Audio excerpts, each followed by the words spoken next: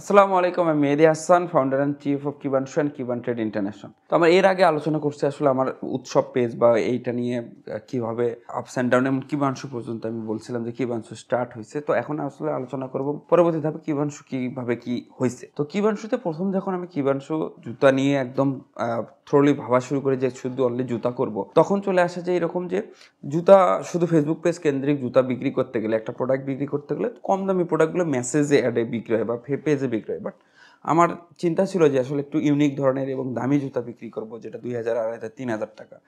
তো সেই 3000 4000 টাকা জুতা কিন্তু ফেসবুক মেসেজে অ্যাডে বিক্রি করা অনেক টাফ হয়ে যায়, দেখি অনেক দামাদামি করে, যেটা আমার সমস্যা হয়। তখন আমি চিন্তা করলাম একটা ওয়েবসাইট করব। তো এই ওয়েবসাইট বা ডিজিটাল মার্কেটিং বা ওয়েবসাইটে কীভাবে মার্কেটিং করে এই সম্বন্ধে আবার তেমন কোনো সেই সময়টাতে আইডিয়া ছিল না, ছিল অল্প অল্প, যা অল্প অল্প জানতাম। তো ওইখান থেকে আমি একটা এজেন্সির পরামর্শ নিই এবং তাদের কাছ থেকে একটা শপিফাইয়ের ওয়েবসাইট করে নিই, প্লাস তাদের কাছ থেকে আমি ডিজিটাল মার্কেটিং সার্ভিসের একটা ডিল করি যে হ্যাঁ, ডিজিটাল মার্কেটিং সার্ভিস বা ওয়েবসাইটে অ্যাড রান করে দেবেন, যেগুলো যখন সেল আসবে সেলের পর থেকে আমি একটা ডিল করে ফেলি যে মোটামুটি এত পার্সেন্ট বা এরকম। তো পরে যখন কিছুদিন পরে এই পার্সেন্টেজটা আমার কাছে বিয়ার করা ইম্পসিবল হয়, তখন বুঝলাম ডিলটাকে চেঞ্জ করে তখন আমরা কী করলাম যে ডলারে কত খরচ হবে বা কী হবে এই অ্যাডের খরচটা আমরা শুধু দেবো। সো সেই মুহূর্তে তারা আমাদের মার্কেটিংটা দেখতো, ওয়েবসাইটটা মেনটেন করতো এবং আমরা এখান থেকে ওয়েবসাইট অর্ডার নেওয়া শুরু করলাম। যেহেতু নতুন ওয়েবসাইট, নতুন তখন জুতা এবং দামি জুতা, বাংলাদেশে একটু এই ধরনের জুতা কম দেখছে মানুষ, তো ওই রকম জুতা নিয়ে স্টার্ট করলাম। তখন যেটা প্রথমে ফেস হইলো যে একটা জুতা যদি কস্টিং আমি যেটা পরে রাখি মার্জিন আমার 1000 টাকা আছে, বাট সেখানে $4 থেকে $5 আমার অ্যাডেই খরচ হচ্ছে।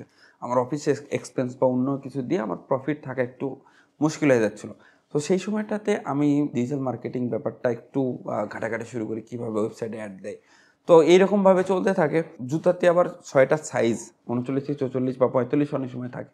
তো এই সাইজের ঝামেলার কারণে দেখা যায় যে জুতা স্টক থাকে বা স্টক পরে থাকে, এরকম অনেক ধরনের প্রবলেম ফেস করি নতুন আসার পরে।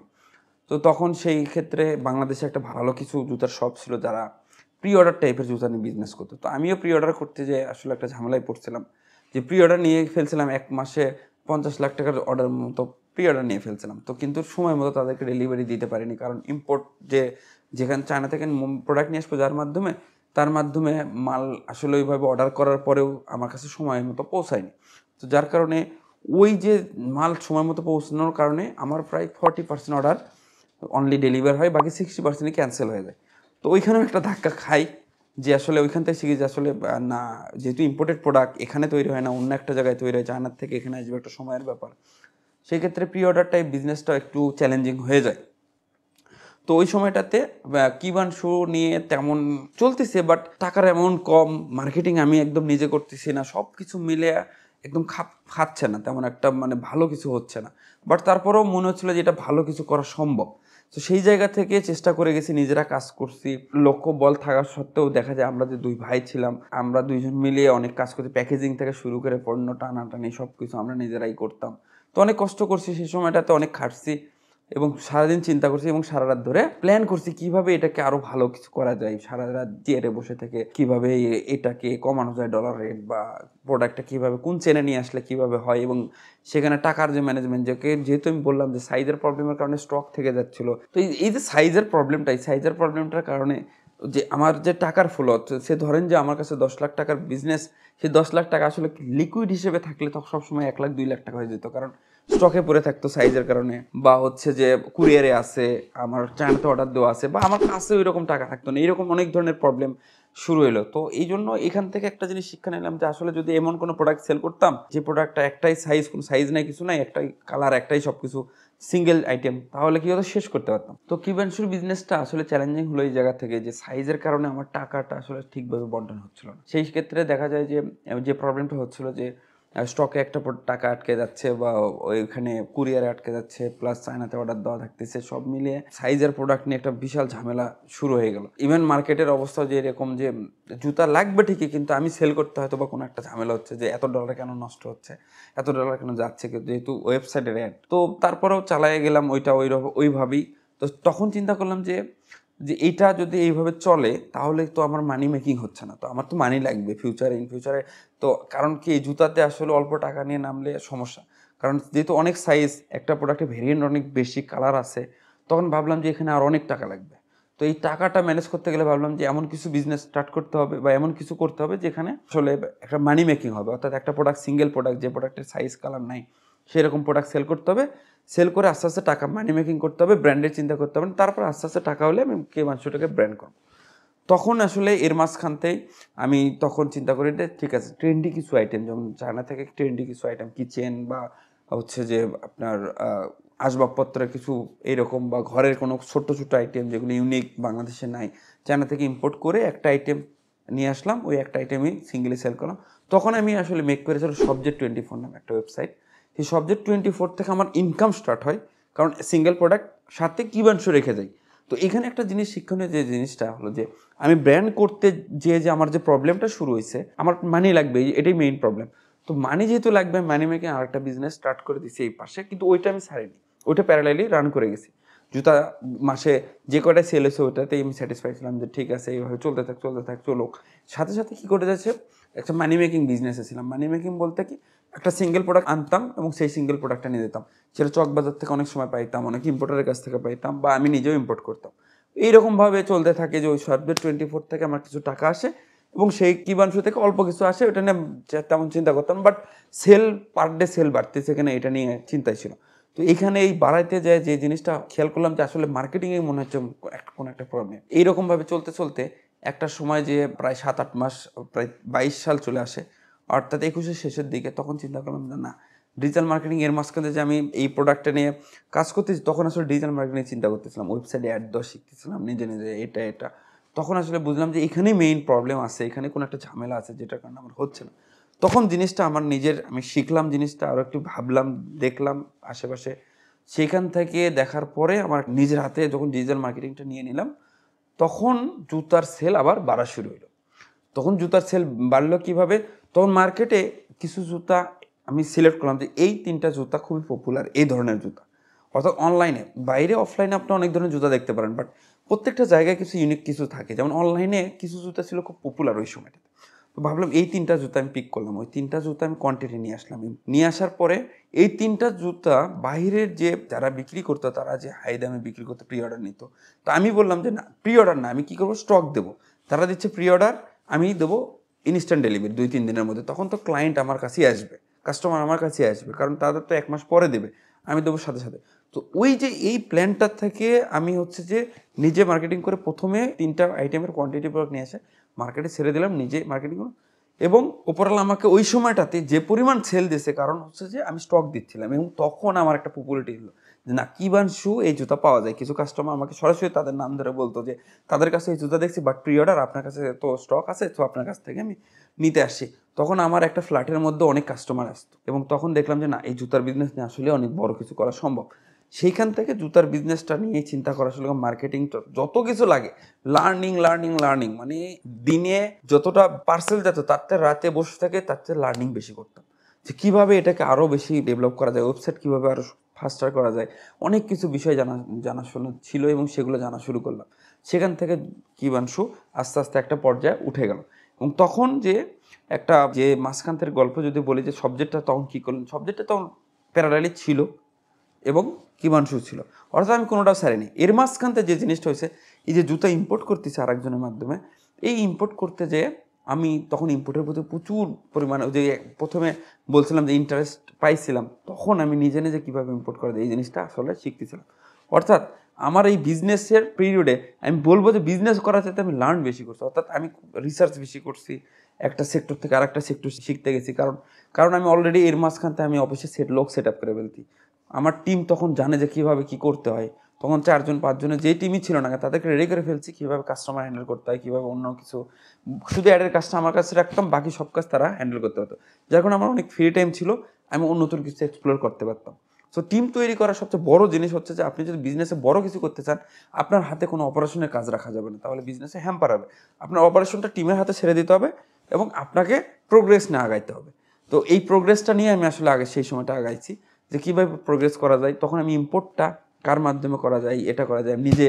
তখন কিছু একটা পেজ খুললাম, আর একটা নতুন পেজ খুললাম সেই সময় 22 সালের দিকে হয়তো বা এরকম হবে, যে ওইখানে আমি ইম্পোর্ট অ্যাড দিতাম যে আমার মাধ্যমে ইম্পোর্ট করুন এইরকম। তখন আমি একটা অর্ডার নিতাম, আমি যার মাধ্যমে ইম্পোর্ট করি তারকে আবার সেই অর্ডার দিতাম, সে আমাকে মাল নিয়ে আসো, তাকে আবার মাঝখানে ভাইয়া হিসেবে আমি কাজ করতাম। তো সেখান থেকেও টুকটাক কিছু ইনকাম আসতো। এইভাবে চলতে চলতে আমার মোটামুটি অনেক ভালো চলে।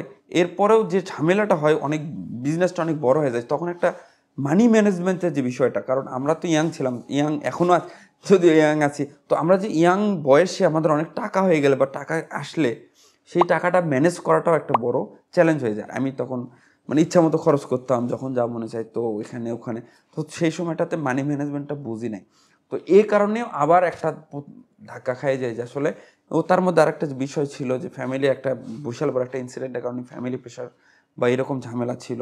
সেই সময়টাতে এই ঝামেলার কারণে বা মানি ম্যানেজমেন্টের কারণে আমি হয়ে যাই কি, আবার ইনকাম ঠিকই করি, বিজনেসে কোনো সমস্যা নেই, বিজনেস কত, এই পার্সোনাল জাস্ট মানি ম্যানেজমেন্ট আর ফ্যামিলিগত কিছু ঝামেলার কারণে মাথা ঠিক ছিল না।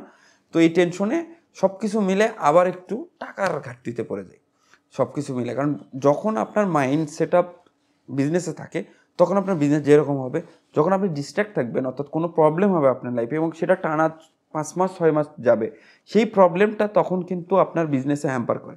তো আমারও ক্ষেত্রে আসলে বিজনেস ভালো চলতে চলতে হঠাৎ করে এই দুইটা কারণে, একটা মানি ম্যানেজমেন্ট, দুইটা হচ্ছে যে ফ্যামিলি প্রবলেম, এই দুইটা প্রবলেমটা আমার অনেক লং টাইম ধরে চলে। এই লং টাইমের কারণে আমি আবার টাকার ঝামেলায় পড়ে যাই। টাকার ঝামেলায় পড়লে বিজনেসে একটা হ্যাম্পার হয় এবং বিশাল রকমের হ্যাম্পার হয়ে যায়। তখন আমার একটা দেনা হয়ে যায় বা ঋণ হয়ে যায়। ঋণ হয়ে যায় কীরকম, তখন প্রায় 20 লাখ থেকে 30 লাখ টাকার এরকম একটা দেনা হয়ে যায়। এবং সেই সময়টাতে আমি ভেঙেই পড়ি যে এরকম এতটা দেনা হয়ে গেল, কারণ তারা আমার থেকে টাকা যাচ্ছে, বা ইনকাম করতে করতে হঠাৎ করে এরকম কেন হলো। তো তখন আসলে বুঝলাম যে আসলে মানি ম্যানেজমেন্টের বা নিজেকে একটা জায়গায় ফোকাস রাখা, এটার কতটা গুরুত্ব। তখন আসলে এই জায়গার থেকে ওঠার জন্য আমি যে জিনিসটা করছি, যে এই জায়গার থেকে উঠতে হলে আমি কি করছি, আবার ওই যে আগের গল্পের থেকে যেটা আসে, যে লাইবিলিটিস আবার তৈরি করছি। তখন বলছি না, মানি ম্যানেজমেন্টটা কী জিনিস সেটাকে দেখতে হবে, নিজের মানিকে ম্যানেজ করতে হবে, যেরকম আমার টিম আমার কাজ করে সেভাবে আমাকে মানিটাও ম্যানেজ করতে হবে। অর্থাৎ আমি এই বিজনেসে নামার একটা জিনিস বুঝলাম আমার গল্পে, যে কোনো কিছুই আমি প্রি প্ল্যান কোনো কিছু করে আসি না বা শিখে আসি নাই, পুঁথিগত মানে ওই রকম বিদ্যা নিয়ে আসি না যে এটা করতে হবে এটা করতে হবে। আমি বিজনেস করছি আর একটা একটা করে ধাপ শিখছি। কোনো সময় অ্যাড দেওয়া শিখছি, কোনো সময় হচ্ছে যে বিজনেসে কীভাবে ইনভেন্টরি ম্যানেজ করে ওটা শিখছি, কোনো সময় কোথায় প্রোডাক্ট পাওয়া যায়, কার কাছ থেকে প্রোডাক্ট নেগোসিয়েশন কীরকম, এগুলো শিখছি। আবার একটা সময় এসে ঠিকই ফাইন্যান্সিয়াল কীভাবে এই প্রবলেমগুলো সলভ করতে হবে বা ফিনান্সিয়াল ব্যাপারটা কীভাবে মেনটেন করতে হয় এটা শিখছি। তো এই ধাপগুলো আপনারা খেয়াল করেন যে এই ধাপগুলো কিন্তু আমি বিজনেস করতে করতে শিখছি। তো তখন এসে যে জিনিসটা হয়ে গেল যে আবার হচ্ছে যে নতুন করে শুরু করার জন্য চিন্তা করলাম যে না, আবার বড় অফিস নিতে হবে, এরকম অফিস নেওয়া হবে না, আরও লোক নিতে হবে আমাকে।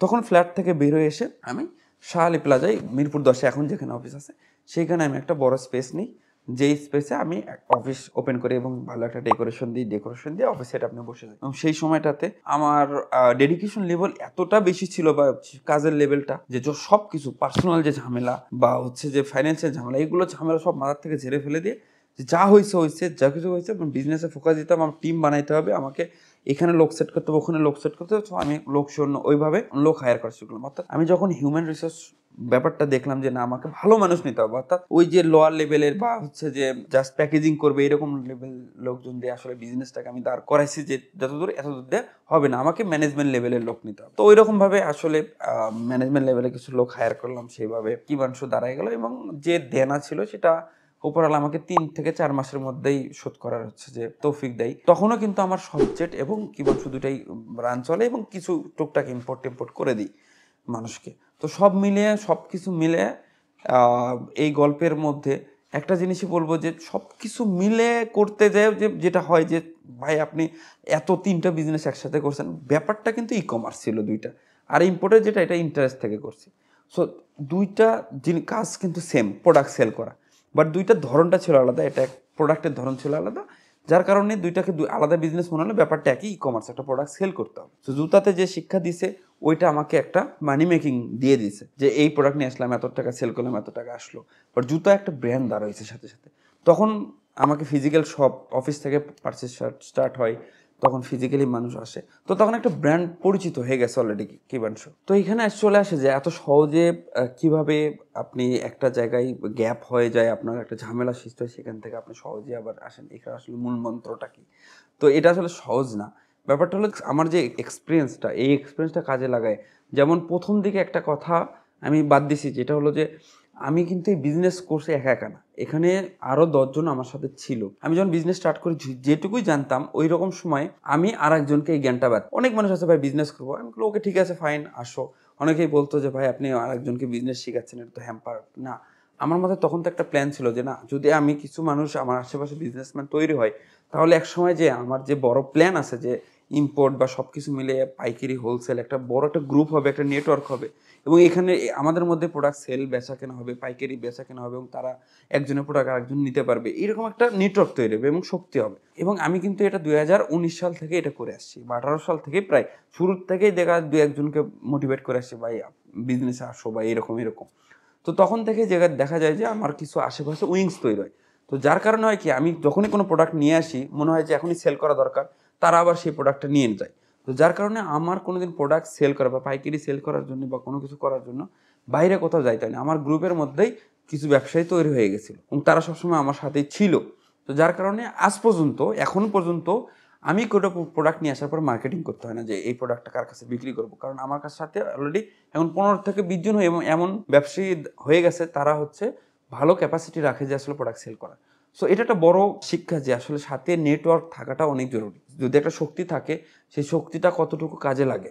তো আসলে বিজনেস শেখালে বা জ্ঞান দিলে যে মানুষ বলে যে জ্ঞান শেয়ার যত বেশি হয় তত বেশি ভালো হয়, তার মোক্ষম উদাহরণ এটাই যে আমি জাস্ট শিখছি, যতটুকু শিখছি তখন সাথে সাথে তাদেরকেও নিয়ে আসছি এই পথে, তখন তারাও কিন্তু আমার সাথে সাথেই বড় হয়ে গেছে এবং তাদের ক্যাপাসিটি আজকে বেড়ে গেছে প্রোডাক্ট সেল করার। তো এই প্রোডাক্টগুলো কার কাছ থেকে নেই? আমার কাছ থেকে নেই। তো এখন এই কিবাংশু যখন এই পর্যায়ে আসছে, আস্তে আস্তে এটার থেকে 5 জন 10 জন 20 জন হয়ে গেছে, যখন আলাদা গোডাউন নেওয়া হয়েছে, আলাদা অফিস হয়ে গেছে, তো তখন চিন্তা করলাম যে না, এখানে তো অনেক কিছু হয়ে গেছে, এখন কি করা যায়? যে স্বপ্নটা 3 বছর আগে বুনছিলাম যে ইম্পোর্ট বিজনেস করবো, ইম্পোর্ট বিজনেস করে অফিসিয়াল রূপান্তর দেবো, তখন আসলে কেটিএ বা কিবান ট্রেড ইন্টারন্যাশনাল নামে একটা নতুন কোম্পানি রেজিস্টার করে ফেললাম এবং অফিস নিয়ে নিলাম, পাশাপাশি আর একটা অফিস নিয়ে নিলাম।